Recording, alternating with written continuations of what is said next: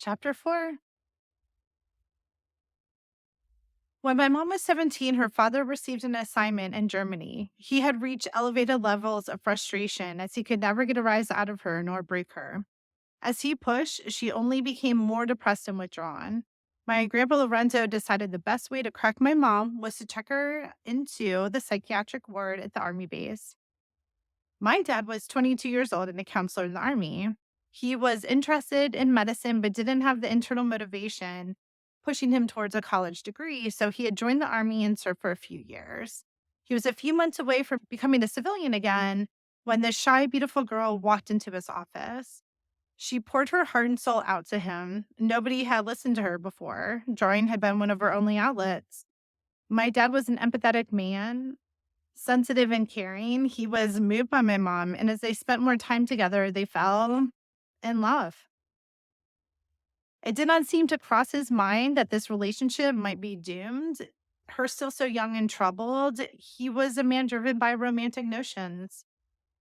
In September of 1979, my dad wrote home to announce that my mom is a very well cultured, outgoing, artistic human being. We complement each other well and happen to be very much in love. We are engaged but haven't set a date yet. You're going to love her. She is a dream.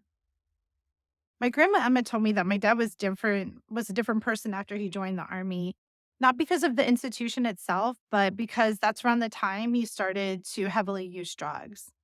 It was the 70s, and many experimented with marijuana and acid, but my grandma Emma said that my dad changed from the sweet man he once was and became distant and disengaged with the family. She suspected he was forced out of the army after they found marijuana in his locker. He claimed he was only holding it for a friend, and she never pushed him on the matter. It was during this time that my mom met my dad in Germany. I could tell that my dad was trying hard to impress his father with his newfound motivation in life. He talked of plans to leverage his VA loans to kickstart a business venture and wanted to build a cabin on the family property. I know this isn't everything he said, but if we take a little at a time, eventually everything will get taken care of. Thank you, Dad, for your interest, love, and support. My dad included a note from my grandma at the end. Mom, I didn't mean to not include you, but mostly I'm responding to Dad's letter. Men talk, I'm thinking about you. His excitement overshadowed their strained communications, but his exclusion of directly sharing the news of his new love feels out of character from the caring young man he used to be towards her.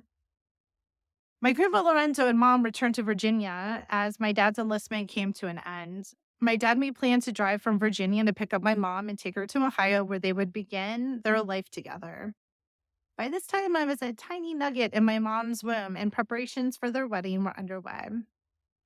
My parents embodied the essence of the 70s with their unruly hair, hippie clothes, and tan and wiry bodies. Their future seemed full of promise. My dad now inspired to be a writer and work in the medical field. My mom, who had always excelled in math, would end up joining the Coast Guard to pursue engineering. I often wonder if she had other dreams before marriage and motherhood changed the trajectory of her life. Or was her main goal to escape her father, and any path away from him was welcome?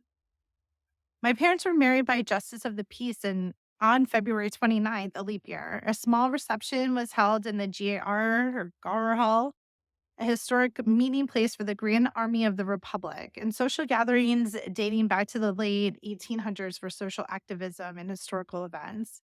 A fitting choice for the times. In the wedding pictures, my mom looked stunning in a dress that her mom had made for her.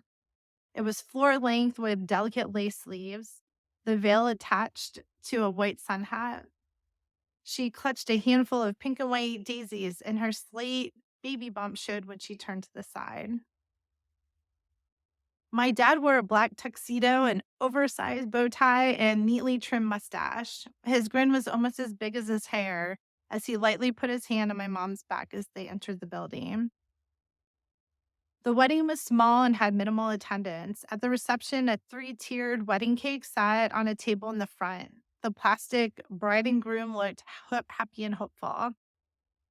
A few tables were neatly set, and people mingled and took pictures as they waited for dinner to be served. The event wrapped up quickly, and they were soon off to start their new life together. All right.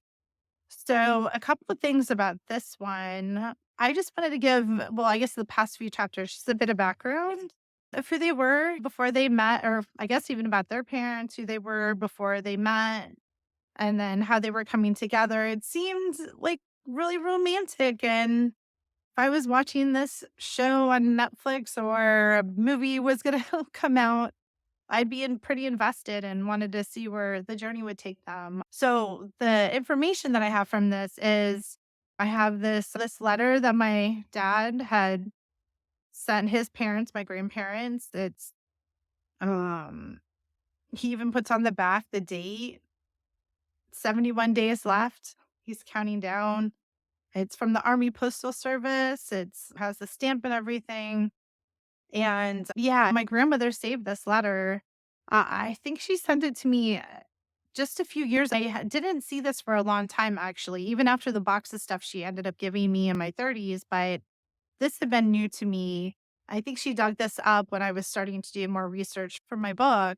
Again, going back to what are these little details? This one letter says so much in here. And as my grandmother, we read it together and she had some more memories come up. And that's how I got a few more details for my chapter as well. But it's amazing how you can pull these stories. And I have the description of what they looked like. I had never, ever seen wedding pictures of them. And I don't know when my grandmother also gave this to me. This was probably, I think, maybe in my early to mid 30s. She had all these other pictures. She's so cute. I could tell she, like, went on her computer and just printed them out in color. So it's like this little book, and she put me on it. Oh, so it might be a little fuzzy, but she put all these pictures in here that I'd never seen before because those other if you remember those 2 other albums, that's all I had, and those were even pretty limited. The descriptions that I wrote from that is just from these few pictures that I have of my parents and my grandparents with them as well, and I could see even my great grandparents are in here too. Well, they were an important part of my life too. So just going through these was just really interesting just to get that vibe. My mom and her mom. And I'll do some blogs with some better pictures in here. But it just was something, again, these two little things give me so much context and open up conversations with what had been going on with them when they met and what was coming up. So, in the next chapter, well, let's just get to the next chapter. All right, talk soon.